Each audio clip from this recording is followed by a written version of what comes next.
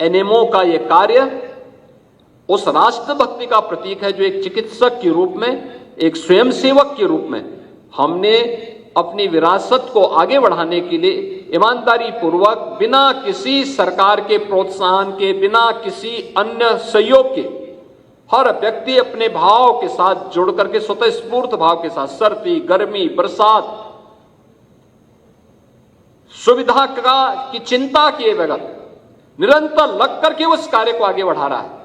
और आज उसका परिणाम है, हम जब इन 7 जनपदों में जाते हैं तो एनएमओ के बारे में लोग वहां जानकारी रख रहे हैं। गुरु गोरखनाथ स्वास्थ्य सेवा यात्रा के बारे में लोग जानकारी रख रहे हैं।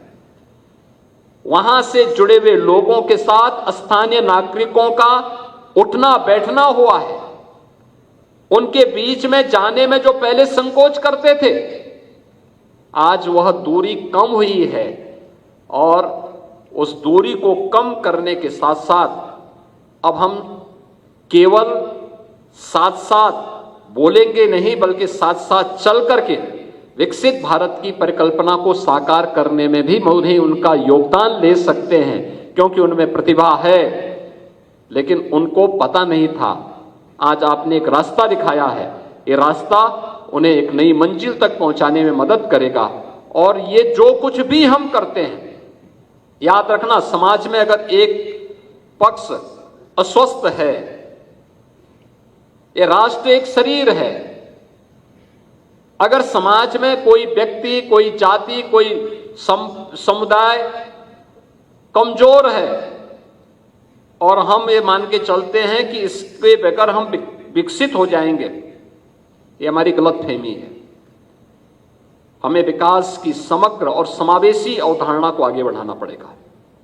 स्वास्थ्य के क्षेत्र में भी हर व्यक्ति का अधिकार बनता है कि उसको बेहतर स्वास्थ्य सुविधा प्राप्त हो। और इसके लिए आज सरकार के स्तर पर प्रधानमंत्री जी ने आयुष्मान भारत, प्रधानमंत्री जन आरोग्य योजना के माध्यम से आयुष्मान भारत की सुविधा उपलब्ध करवाने का कार्य किया है।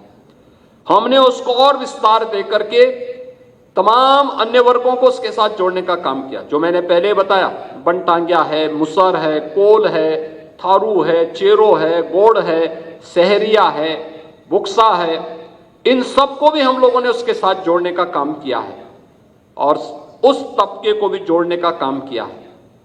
अगर हमने शिक्षकों को कैशलेस प्रतिवर्ष 5 लाख की सुविधा उपलब्ध करवाई है, चाहे वह गवर्नमेंट के हों या फिर निजी क्षेत्र के शिक्षक हों, उनको भी हम लोगों ने इस सुविधा के साथ जोड़ने का काम किया है। हमने गीता गांधी का भी उस बोझ को कुछ कम करने का काम किया है। यद्यपि सीएमएस एक बेहतरीन संस्थान के रूप में काम कर रहा है और लखनऊ का तो यह अपने आप में सबसे बड़ा शिक्षा का केंद्र बिंदु है।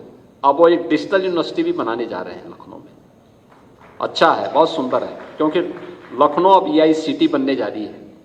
तो स्वाभाविक रूप से इस प्रकार के ऑर्गेनाइजेशन जब काम करेंगे और अच्छी सुविधा होगी।